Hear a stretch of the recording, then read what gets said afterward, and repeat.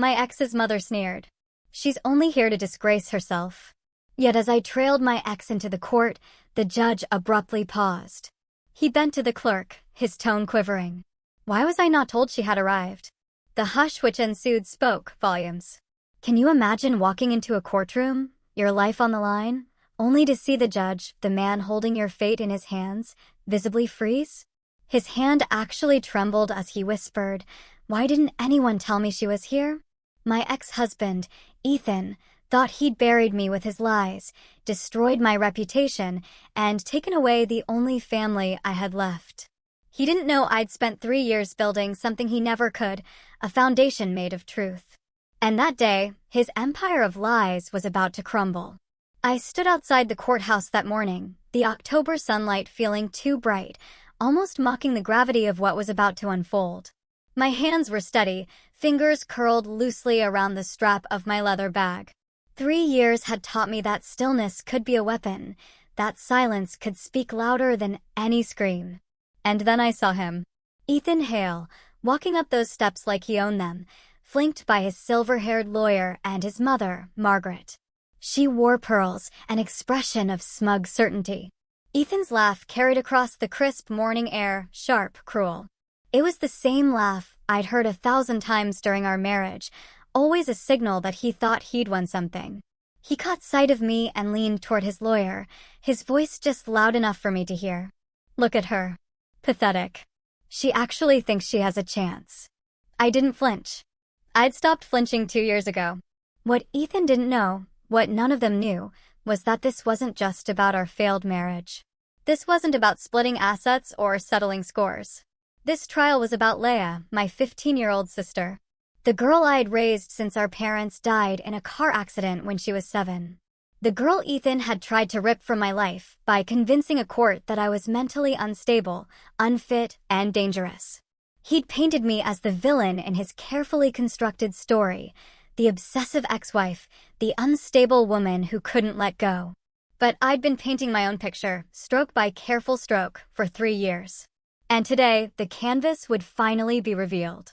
Inside my mind, I could see Leah's face from this morning, hopeful and terrified in equal measure.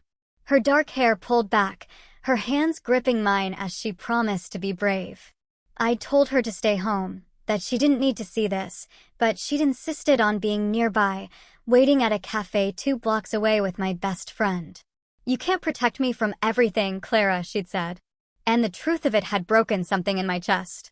I'd been trying to protect her from Ethan since the day I realized what he truly was. The memories surfaced unbidden. Ethan during our marriage, all charm and calculated affection. He'd isolated me so gradually I hadn't noticed until I was completely alone. First, it was suggesting I didn't need to see my college friends so often. Then questioning why I needed my own bank account when we were building a life together. Then the subtle comments about my work, my decisions, my thoughts, always delivered with a smile that made me question if I was being too sensitive. When our parents died and Leah came to live with us, I thought she might soften him.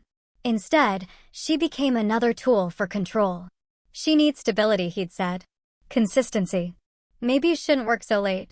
Maybe you're not giving her enough attention." I doubted myself constantly, wondering if he was right, if I was failing Leah the way he suggested. It took me 2 years to realize that the doubted self was his creation. "Clara." Ava's voice pulled me back to the present. She stood beside me now, her warm brown eyes steady and reassuring. As a paralegal, she knew courtrooms the way I knew blueprints. Every angle, every structural weakness. "You ready?" she asked softly. I nodded, but she saw through it immediately. "You have something they don't," she whispered, truth. "And him." My throat tightened. I knew who she meant. Edward Langston. Retired federal judge. The man who'd believe me when no one else would, who taught me that justice wasn't about volume, but about precision. He told me he'd be here today, watching from the gallery, a silent presence that would change everything. But I didn't say his name aloud. Not yet. We walked into the courthouse together, through security, down the marble hallway that smelled like floor polish and old paper. Ethan's lawyer, Harrison Burke, stood near the courtroom doors, chest puffed out, speaking loudly to a cluster of colleagues.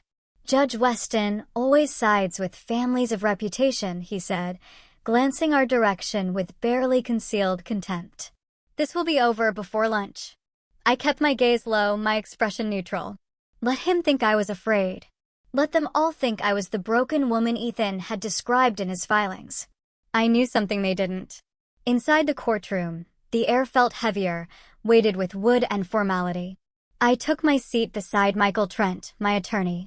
A quiet man in his 40s with sharp eyes and an understated demeanor that people often mistook for timidity. It was his greatest advantage. The bailiff called the court to order, and Judge Daniel Weston entered. A man in his 60s with steel-gray hair and a reputation for strictness tempered by fairness. Or so everyone said. I'd done my research. Weston favored stability and wealth, often ruling in favor of established families over struggling individuals. Ethan's side had counted on that. The proceedings began with Ethan's testimony. He sat in the witness box, looking earnest and wounded, his voice trembling at all the right moments as he described our marriage. I tried to help her, he said, eyes glistening. After her parents died, Clara changed. She became paranoid, accusatory. She disappeared for hours without explanation. I worried about Leia's safety, about what Clara might do during one of her episodes. The word made my jaw clench. There had been no episodes.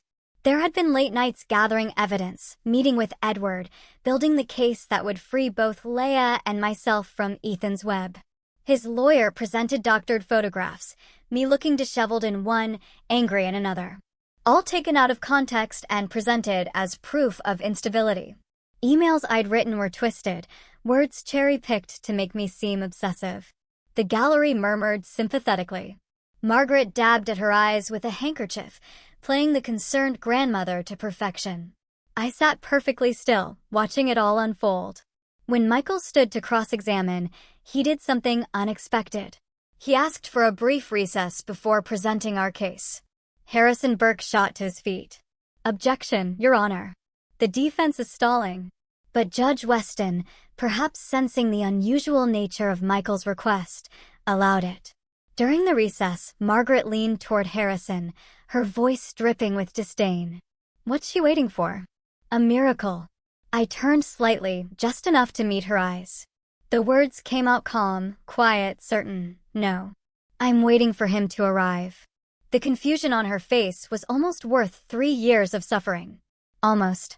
The black sedan pulled up outside the courthouse at exactly 10:43 a.m. I knew because I'd been watching the clock, counting down the minutes until Edward Langston would walk through those doors and change everything. Inside the courtroom. The recess had ended, and Ethan was back on the stand, spinning his narrative with renewed confidence. He described a night I'd supposedly thrown dishes during an argument, how Leia had cowered in her room, terrified. It was complete fiction, but he told it with such conviction that I saw Judge Weston lean forward, concerned. I had no choice but to document everything, Ethan continued. For Leia's protection. I have videos, recordings, witnesses who can confirm Clara's erratic behavior. My stomach twisted, but I kept my face blank. Michael had warned me about this. Ethan would try to bury me in manufactured evidence, hoping I'd crack under the pressure. But I'd been preparing for 3 years. I knew how to breathe through the lies. Judge Weston was listening intently, his expression grave. His reputation had preceded him. Strict but fair, they said, though I'd learned he had a tendency to favor families with established wealth and social standing. The Hales fit that description perfectly: old money, community ties, charitable foundations that bore their name. I was just Clara Monroe, the architect who'd lost her professional reputation when Ethan framed me for his crimes. The unstable widow who couldn't hold her life together after tragedy. That was the story everyone knew. But stories could be rewritten. Michael stood, adjusting his glasses in that careful way he had. Your Honor, the defense would like to call an additional advisor to review the evidence before cross-examination. Harrison Burke exploded out of his seat. That's highly irregular, Your Honor. The witness list was submitted weeks ago. This is ambush tactics. Judge Weston frowned, but after a moment's consideration, he nodded slowly. "I'll allow it, but Mr. Trent, this is the only irregularity I'm permitting today." "Understood, Your Honor." The courtroom doors opened. I didn't turn around immediately. I wanted to savor this moment, the last seconds before everything shifted. I could feel the change in the air, the subtle tension that preceded revelation. Then I turned. Edward Langston walked down the center aisle with the quiet authority of a man who'd spent 30 years interpreting the law at its highest levels. He was in his mid-50s, dressed in a dark suit that was impeccable without being showy, his silver hair neatly trimmed. There was nothing flashy about him, no dramatic entrance, no theatrical gestures. He simply walked forward and took a seat directly behind me in the first row of the gallery. Harrison Burke frowned, studying him with narrowed eyes. He didn't recognize Edward. Why would he?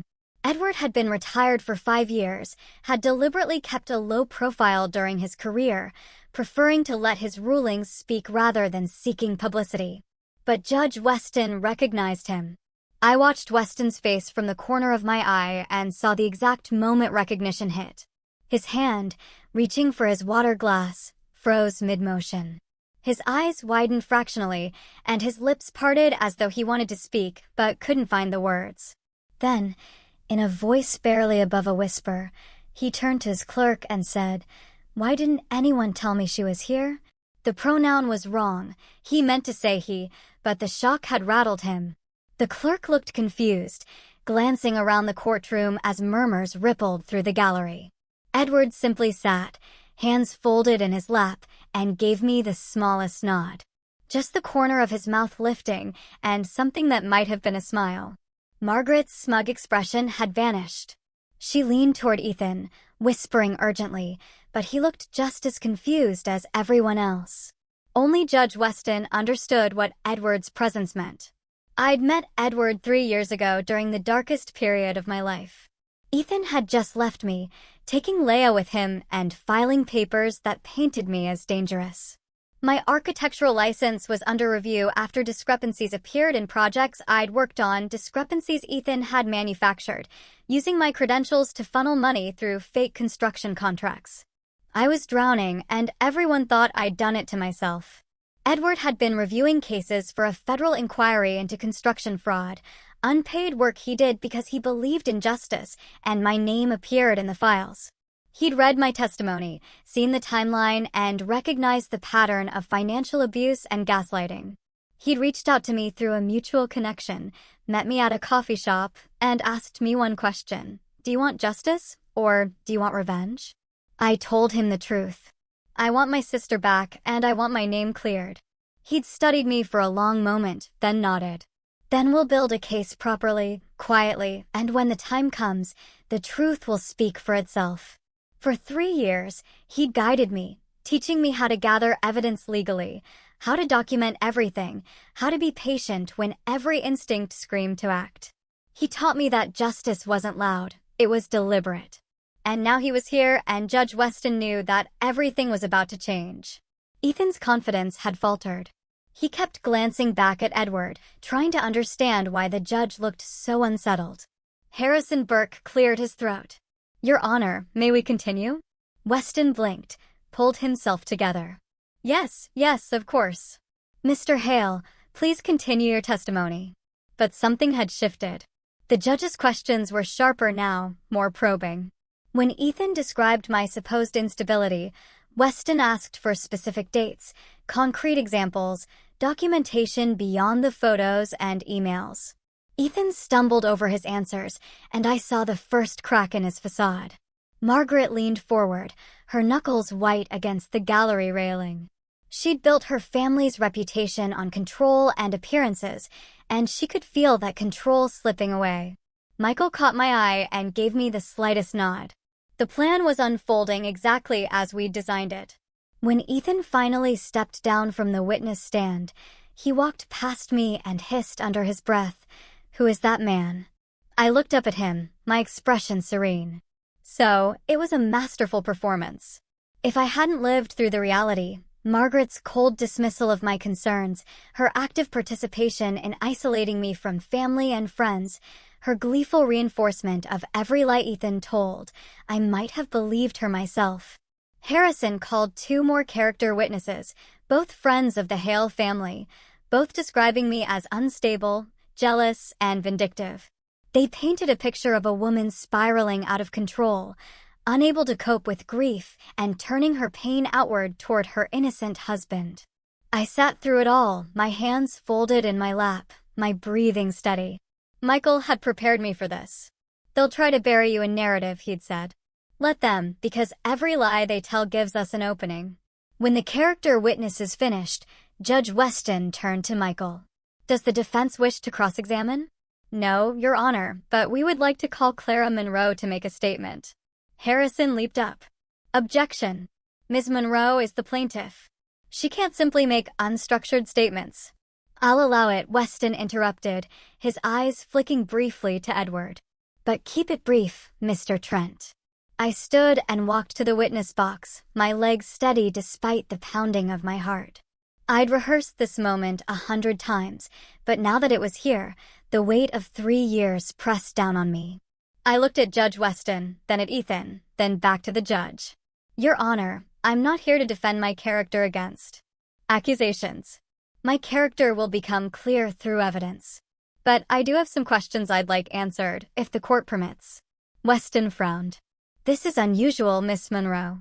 But proceed. I turned to Ethan, who sat beside his lawyer, his expression guarded. Ethan, do you remember our trip to Montreal 3 years ago in April? His jaw tightened. What does that have to do with just answer the question, I said calmly. Yes. We attended a charity gala. The Hale Foundation's annual fundraiser. You told me we'd raised over $200,000 that night for children's hospitals. That's correct. I nodded slowly. And do you remember the donation that disappeared? The one from the Westbrook Group, $50,000 that was supposed to be deposited but never appeared in the foundation's accounts. Ethan's face went pale. Harrison Burke shot to his feet. Objection. This is completely outside the scope of, it's directly relevant, Your Honor, Michael interjected smoothly, standing. If you'll allow us to present documentation. Michael approached the bench with a folder, handing copies to both the judge and Harrison. I watched Ethan's face as his lawyer read the documents, saw the moment comprehension and panic flashed across his features. Your Honor, Michael said quietly. What appears to be a simple charity gala was actually a front for financial fraud. The Westbrook donation, along with several others, was funneled through Ethan Hale's company and into an offshore account. The charity never saw a penny. The courtroom erupted in murmurs. Judge Weston's gavel cracked against the bench. Order! Order! Margaret had gone rigid in her seat, her face ashen. Ethan found his voice. This is ridiculous. Those documents they're falsified. She's making this up. But I could see he was rattled. The careful facade he'd maintained all morning was cracking. We have bank records, email correspondence, and testimony from the Westbrook Group CFO confirming that their donation was rerouted, Michael continued, his voice steady. We also have similar documentation for 3 other charitable events over the past 5 years. Edward, still seated behind me, passed another folder to Michael through the gap in the gallery railing. It was a smooth, practiced motion, barely noticeable. But Judge Weston saw it, and his eyes widened again. Michael opened the new folder.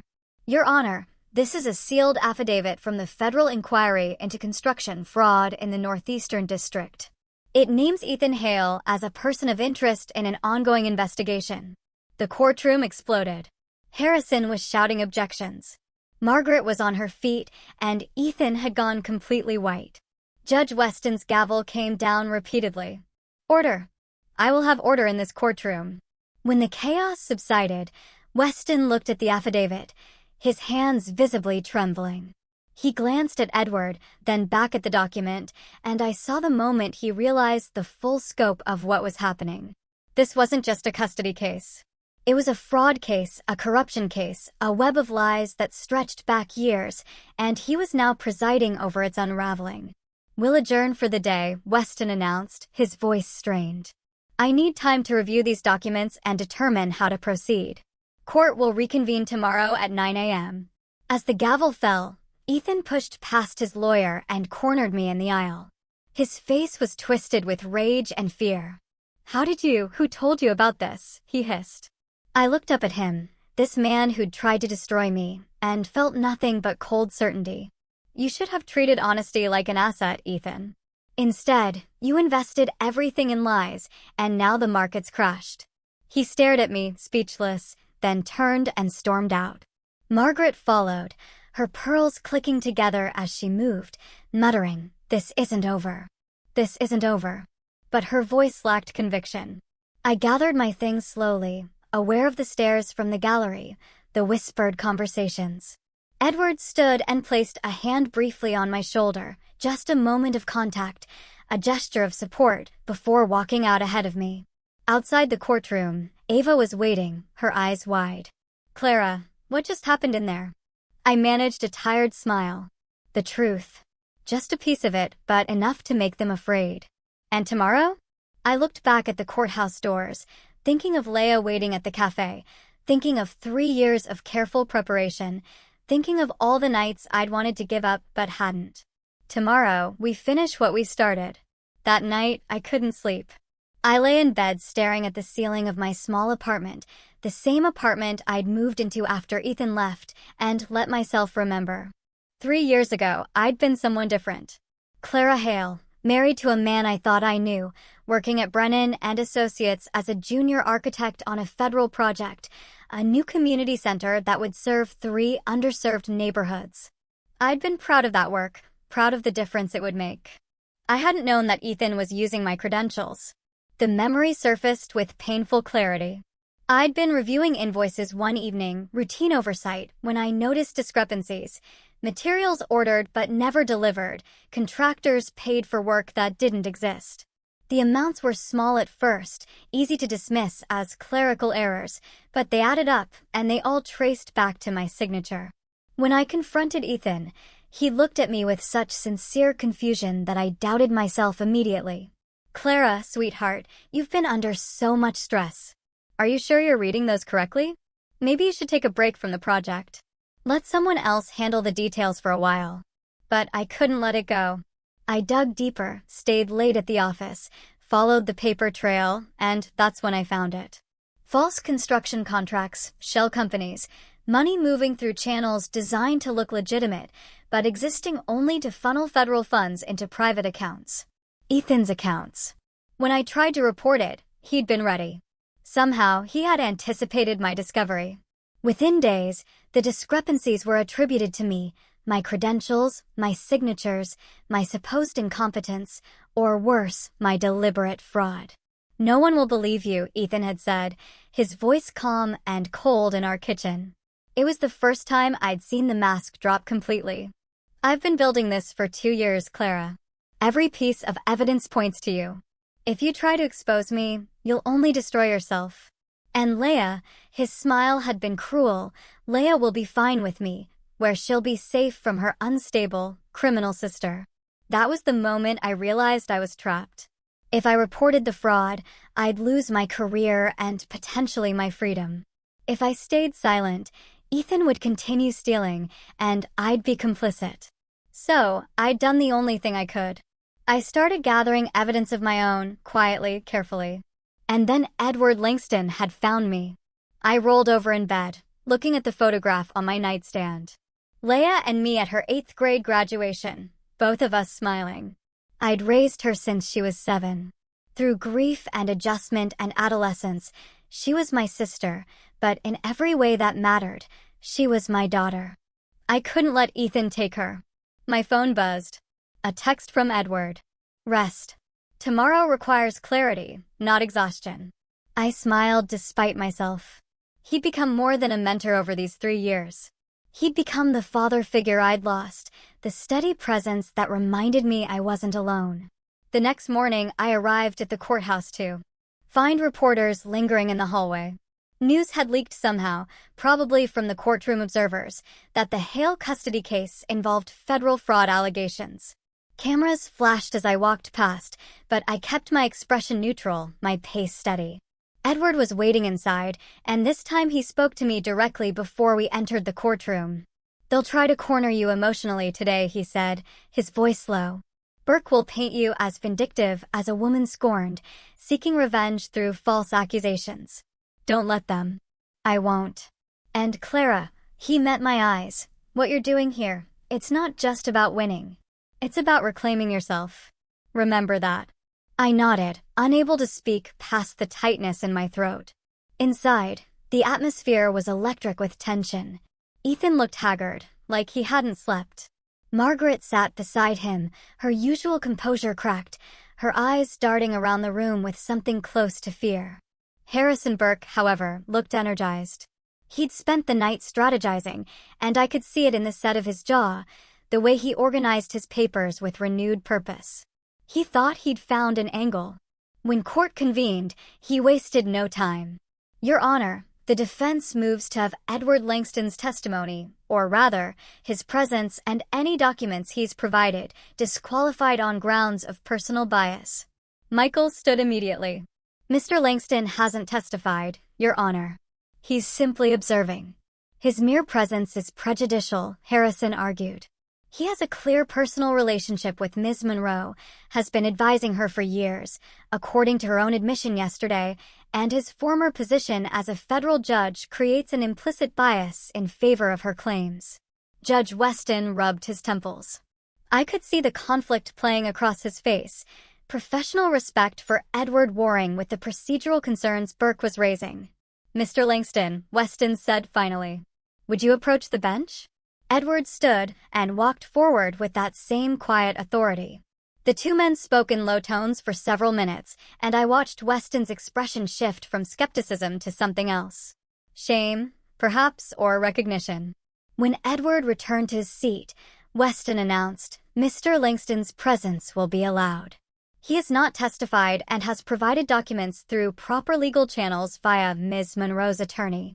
The objection is overruled. Harrison looked furious, but sat down. What I didn't know, what I wouldn't learn until later, was what Edward had said to Judge Weston in that moment. He'd asked Weston a simple question. Would you have treated her fairly if you'd known from the start who she was? And Weston, to his credit, had recognized the uncomfortable truth in that question. The day proceeded with testimony from forensic accountants who'd reviewed the Hale Foundation's records. The evidence was damning. Years of financial irregularities, donations that vanished, money laundered through legitimate charitable work. Ethan tried to claim ignorance, but the email trail told a different story. Messages in his own words directing transfers, discussing strategies to make the numbers work, coordinating with others involved in the scheme. By midday, even Margaret looked defeated. Ethan arrived looking worse than yesterday. His suit was immaculate as always, but there were shadows under his eyes, and his confident swagger had been replaced by something tighter, more defensive. He avoided looking at me completely, which told me more than any confrontation could have. He was afraid. Margaret walked beside him, her face set in hard lines. Gone was the concerned grandmother act. Now she just looked angry, her jaw clenched so tight I could see the muscle jumping beneath her skin. Edward was already in the courtroom when I entered, seated in his usual spot in the first row of the gallery. His presence had become a touchstone for me. Every time doubt crept in, I'd glance back and see him there, steady and certain. He gave me a small nod as I took my seat beside Michael. Ready? Michael asked quietly. I nodded. We'd spent last night preparing for today's session. Michael had explained that we were reaching the critical point where evidence would either coalesce into undeniable truth or fragment into reasonable doubt. They're going to fight hard today, he'd warned. Burke knows this is his last chance to control the narrative. Judge Weston entered, and I studied his face as he settled into his chair. He looked like he'd aged years in the past few days. There was a heaviness to his movements, a reluctance that hadn't been there at the start of the trial. He called the court to order, and Harrison Burke immediately requested to speak. Your Honor, the defense would like to reopen proceedings with a motion to dismiss the financial allegations as irrelevant to the custody matter at hand. Denied, Weston said so quickly that Burke blinked in surprise. The financial improprieties go directly to character and fitness as a guardian. Continue with your case, Mr. Burke. Burke's jaw tightened, but he nodded. When he stood to address the court, his tone was more aggressive than I'd heard before. Your Honor, what we're witnessing is a classic case of a vindictive woman using emotional manipulation and theatrical accusations to destroy a man's reputation. Clara Monroe is not here seeking justice. She's seeking revenge. The words hit like they were meant to, sharp and accusatory. I felt Ava tense beside me in the gallery, but I kept my breathing steady. Ms. Monroe has spent 3 years building this elaborate conspiracy theory, working with, he gestured toward Edward, influential connections to manufacture evidence and objection. Michael's voice was calm but firm. Counsel is making unfounded accusations without evidence.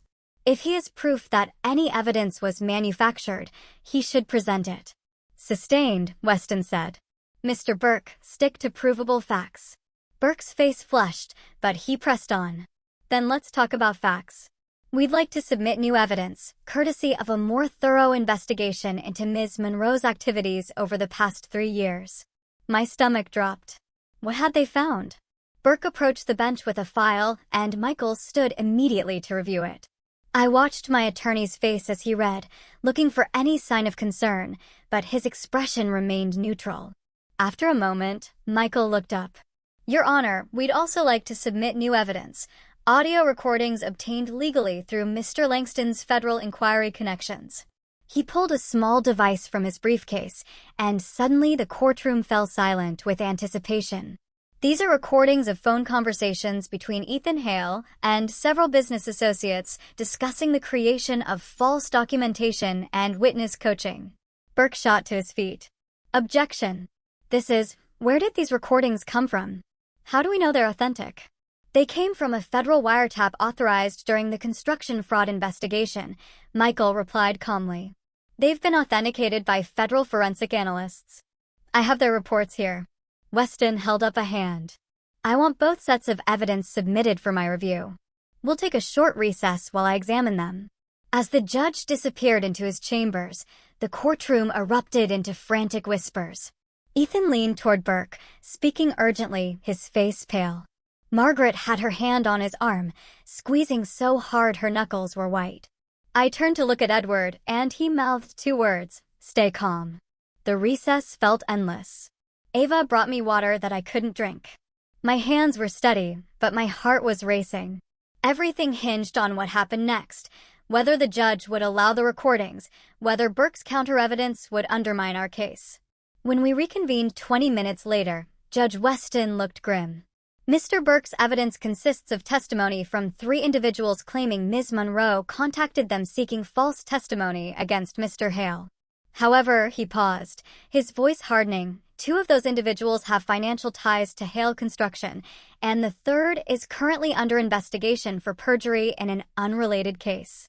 I'm excluding this evidence as unreliable. Burke's face went red. Your Honor, however, Weston continued, Mr. Trent's audio evidence has been authenticated. I'm allowing it to be presented. The courtroom exploded with noise. Reporters in the gallery were frantically taking notes. Margaret looked like she might be sick. Michael played the first recording. Ethan's voice filled the courtroom, tinny but unmistakable. Just stick to what we discussed. Clara was erratic, unstable. You witnessed arguments. Keep it vague enough that she can't disprove specifics. Another voice, male, uncertain. I don't know, Ethan. If this comes out, it won't. Trust me, I've covered every angle. The second recording was worse. Ethan discussing how to massage the financial records to hide the charitable fraud, mentioning me specifically. The best part is, even if Clara figures it out, she's already been discredited. No one will believe her. I watched Ethan as the recordings played. His face had gone from pale to ashen, and his hands were shaking.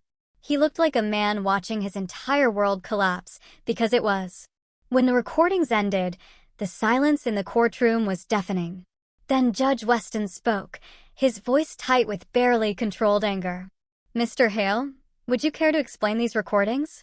Ethan stood slowly, and I saw him struggling to find his footing, to locate the charm and confidence that had always been his shield.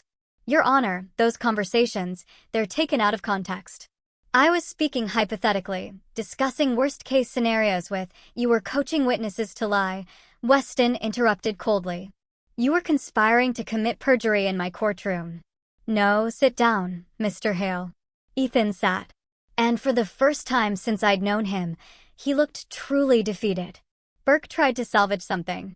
Your Honor, while these recordings are concerning, they don't change the fundamental question of custody, and they change everything, Mr. Burke, Weston said.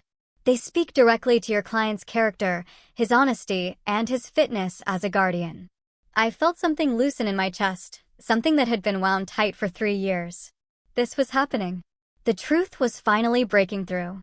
During the lunch recess, Ethan cornered me in the hallway outside the restrooms. His face was twisted with desperation and rage. You think you've won? He hissed. You think this is over? I met his eyes steadily. I think you built your lies like glass walls, Ethan, and they're cracking. Everything I did for us. The money, the opportunities. I was building a future. You were building a prison, I said quietly. And the only person you've trapped is yourself. He stared at me, and I saw the moment something broke in him, the last vestige of his self-delusion shattering. Then he turned and walked away, shoulders hunched, looking smaller than I'd ever seen him. When the afternoon session began, the atmosphere had shifted completely. Even Burke seemed to have lost his fighting spirit, going through motions more than mounting a defense. Michael presented testimony from Colin Vance, Ethan's former business partner, who detailed the fraud scheme in devastating clarity. The charitable foundations, the construction contracts, the offshore accounts, all of it laid bare. Margaret sat frozen in the gallery, tears streaming silently down her face. The family reputation she guarded so fiercely was being destroyed in real time. As the day drew to a close, Judge Weston announced, "We'll reconvene tomorrow for final arguments and my decision. Until then, court is adjourned." Outside, the October evening air felt crisp and clean. I stood on the courthouse steps, watching the sunset paint the sky in shades of orange and gold. Ava came to stand beside me. You okay? I nodded slowly. I keep waiting to feel vindicated, but mostly I just feel tired. That's because you're not doing this for revenge, she said. You're doing it for Leia and for yourself. Edward approached from behind, his voice gentle. Whatever happens tomorrow, Clara, you've already accomplished something remarkable. You refuse to let him erase you. I turned to look at him, this man who'd given me the tools to rebuild myself. Thank you for everything. He smiled, the lines around his eyes crinkling. I didn't do anything except believe what was already true. That you were stronger than your circumstances. As I walked to my car, my phone buzzed. A text from Leia. Is it over yet? I typed back. Almost, sweetheart. Almost. That night, I barely slept again. But this time, it wasn't from fear. It was from the strange, unfamiliar feeling of hope, fragile as glass, but growing stronger with every breath. Judge Daniel Weston sat alone in his chambers long after everyone else had left the courthouse. The building was silent, except for the distant hum of cleaning equipment and the occasional echo of footsteps in the hallway. I wouldn't learn about this until later, but Edward told me what happened that night. How Weston had pulled out old case files, going back through years of decisions, looking for the one case that had haunted him since Clara Monroe had walked into his courtroom. He found it buried in a stack from 3 years ago, a preliminary complaint filed by Clara Brennan, my married name then, regarding financial discrepancies at Brennan and Associates. The report was thorough, detailed, clearly written by someone who understood architecture and construction finance. Weston had dismissed it with barely a glance. Insufficient evidence to warrant federal review, his notes read. He'd passed it back to the state level, where it had disappeared into bureaucratic limbo. If he'd read it properly, if he'd paid attention to the patterns Clara had identified, the entire fraud scheme might have been stopped years ago. Leia might never have been taken from her sister. Clara's reputation might never have been destroyed. And Weston would have to live with that knowledge. The next morning, I arrived at the courthouse to find the media presence had tripled. News vans lined the street, reporters doing stand-ups on the steps, cameras everywhere. The Hale family scandal had become a full-blown spectacle. I kept my head down, ignored the shouted questions, and made my way inside. Edward was waiting in our usual spot, and when I sat down beside Michael, I felt the weight of the final day settle over me. This was it. Today would determine everything. Ethan looked hollow when he entered, like someone had scooped out everything inside him and left only a shell. Margaret wasn't with him. I learned later that she'd suffered a breakdown the previous evening and was under sedation at home. Judge Weston entered, and I studied his face carefully. There was something different about him today. A set to his jaw, a clarity in his eyes that hadn't been there before. "Before we begin final arguments," he said, his voice formal, "I need to address something. Mr. Langston, would you approach the bench?" Edward stood and walked forward. The two men spoke in low tones for several minutes, and I saw Weston's expression shift through several emotions: shame, resignation, determination. When Edward returned to his seat, Weston turned to address the court. "I want to state for the record that I have a personal connection to this case that I was not initially aware of. 3 years ago, I reviewed a preliminary complaint filed by Ms. Monroe, then Miss Brennan, regarding financial irregularities. I dismissed that complaint without proper investigation." The courtroom erupted in murmurs. Burke looked stunned. "I have consulted with Mr. Langston and with the State Ethics Board," Weston continued. "And while there is no legal requirement for me to recuse myself, I want to acknowledge this conflict openly. My failure 3 years ago does not excuse itself, but I am committed to ensuring that justice is served in this courtroom today." I felt tears prick my eyes. This public admission, this acknowledgement of his mistake, was something I never expected. Burke stood shakily. "Your Honor, if you have a conflict, I am not recusing myself, Mr. Burke," Weston said firmly. "I am illustrating transparency. Now, shall we proceed with closing arguments?" Burke's closing was weak, grasping at straws. He tried to paint Ethan as a flawed but caring man who'd made mistakes, who deserved a chance at redemption, who loved his family. But the words rang hollow in light of everything that had been revealed. When Michael stood for our closing, he was eloquent and precise. "Your Honor, this case began as a custody battle. But what it has revealed is a systematic campaign of fraud, manipulation, and abuse. Ethan Hale didn't just steal money. He stole Clara Monroe's reputation, her career, and very nearly her sister. He tried to erase her." Michael turned to look at me, and I felt the weight of his next words before he spoke them. "But Clara refused to be erased. She spent 3 years building a case, not out of vengeance, but out of love. Love for her sister, love for truth, and ultimately, love for the person she refused to let Ethan destroy, herself." The courtroom was absolutely silent. "The question before this court is simple," Michael concluded. "Who should raise Leah Monroe? A man who has been proven to lie, steal, and manipulate? Or the woman who raised her with integrity even while her own world was falling apart?" He sat down, and Judge Weston nodded slowly. "I'll need time to deliberate. Court is adjourned until 2 p.m. Those 3 hours were the longest of my life. Ava and I sat in a small cafe 2 blocks away, neither of us able to eat. Edward had excused himself, saying he needed to make some calls, but I suspected he just wanted to give me space. My phone rang. It was Leah. "Clara." Her voice was small, frightened. "What's happening?" "The judge is deciding," I said, fighting to keep my voice steady. "We'll know soon." "I want to come home," she whispered. "You will soon, sweetheart. I promise." When we returned to the courthouse at 2 p.m., the courtroom was packed. Every seat filled, people standing along the walls. The air felt electric with anticipation. Judge Weston entered, carrying a folder. His face was grave, unreadable. "I've reviewed all the evidence presented in this case," he began. "And I've had to confront some uncomfortable truths about the parties involved, about the systems we trust, and about my own failures." He paused, looking directly at me. "Miss Monroe, 3 years ago, you came to the justice system seeking help, and the justice system failed you. I failed you. I dismissed your complaint without proper consideration, and in doing so, I allowed the fraud and abuse to continue." My breath caught. "But you didn't let that failure define you. You built your case carefully, legally, with patience and determination." You proved that justice, while sometimes delayed, can still prevail. He opened the folder. In the matter of custody of Leah Monroe, I am granting full legal guardianship to Claire Monroe, effective immediately. The courtroom exploded. I heard Ava cry out behind me, felt Michael's hand on my shoulder, but I couldn't move. Couldn't breathe. I'd won. Leah was coming home. Furthermore, Weston continued, his voice cutting through the noise, I am referring Ethan Hale's case to federal prosecutors for criminal charges of fraud, perjury, and falsification of documents. Mr. Hale, you will surrender yourself to federal custody within 24 hours.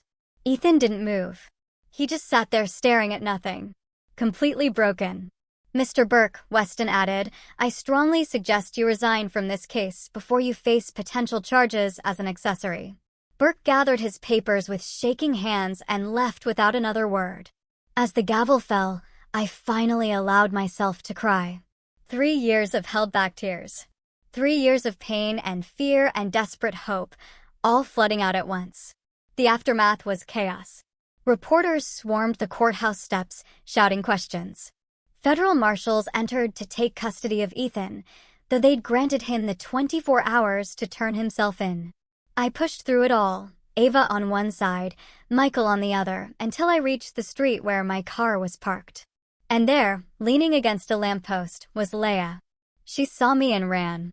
We collided in the middle of the sidewalk, and I held her tighter than I'd ever held anyone, feeling her sobs against my shoulder. I'm sorry, she kept saying. I'm so sorry I couldn't stop him. Sweetheart.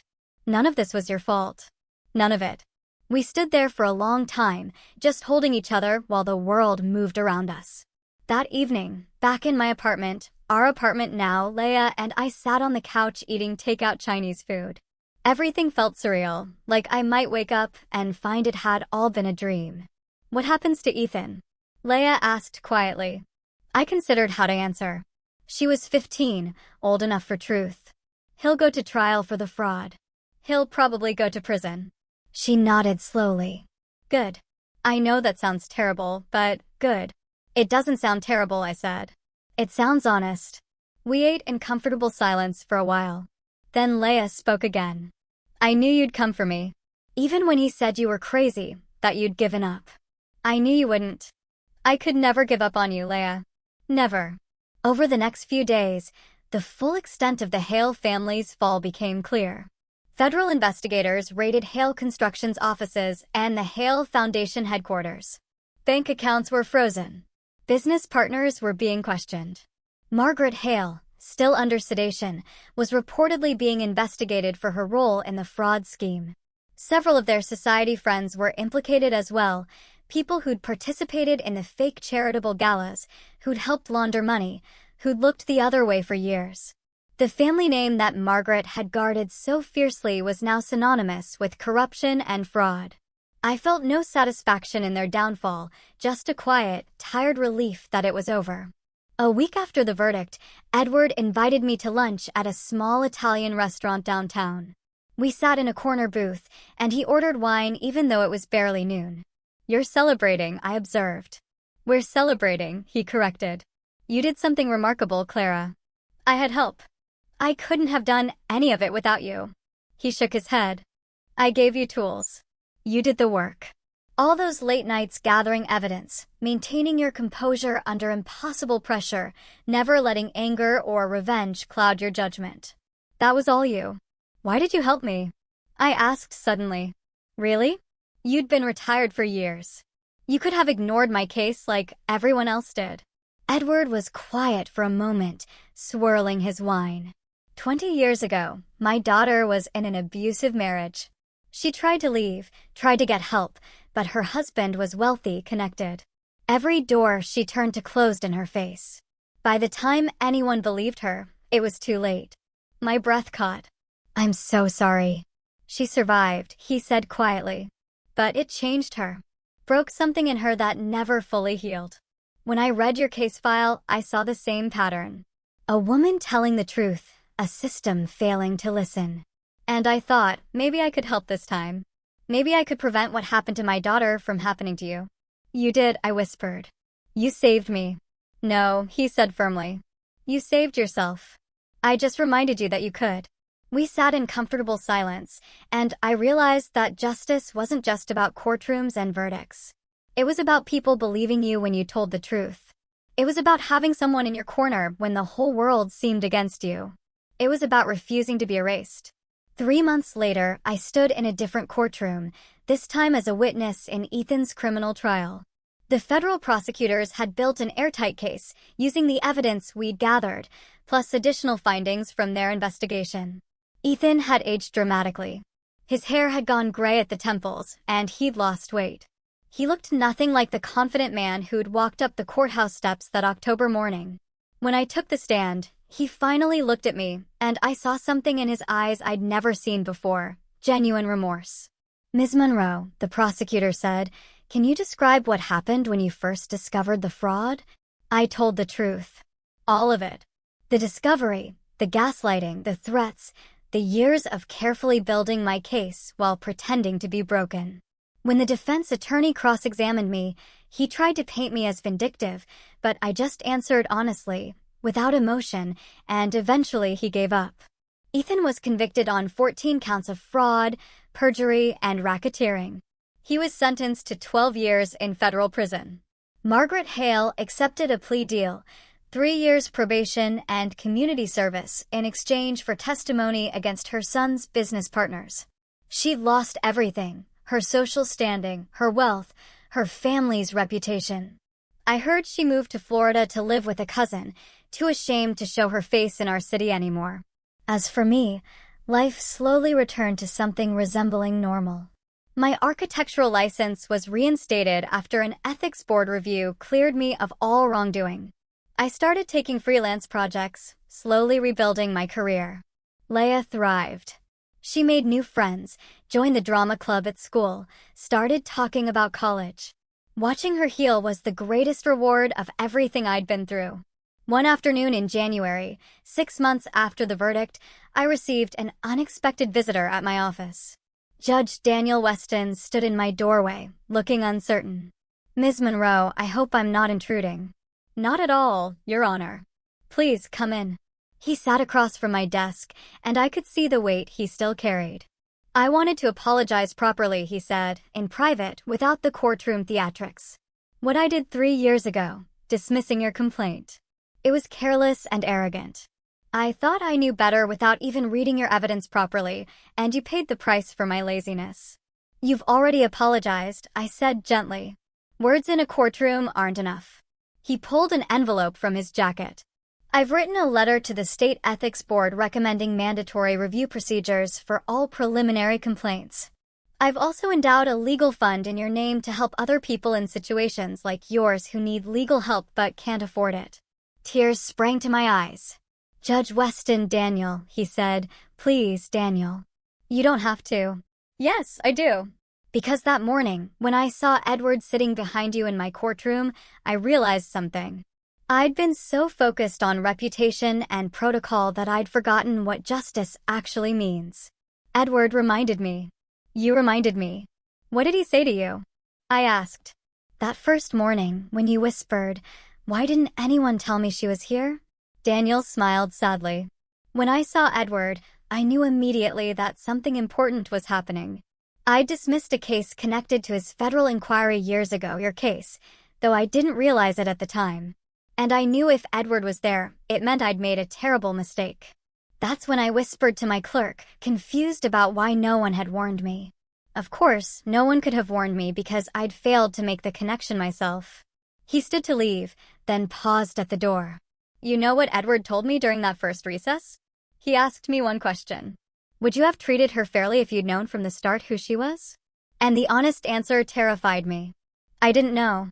I'd built my reputation on being fair, but I'd become lazy, complacent. You reminded me what's at stake every time I put on that robe. After he left, I sat at my desk for a long time, thinking about justice and redemption and second chances. That evening, I picked Leia up from drama rehearsal and we drove home through the city lights. She was chattering about her role in the spring play, and I listened, letting her happiness wash over me. When we got home, I found a small package on our doorstep.